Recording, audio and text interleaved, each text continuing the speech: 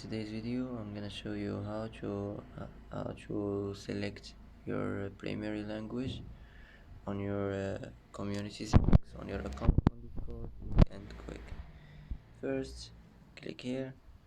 Now click settings, and here as you see you will find community settings. Click on it, and here as you see you will find primary language. You can choose any language here, and that's it for today.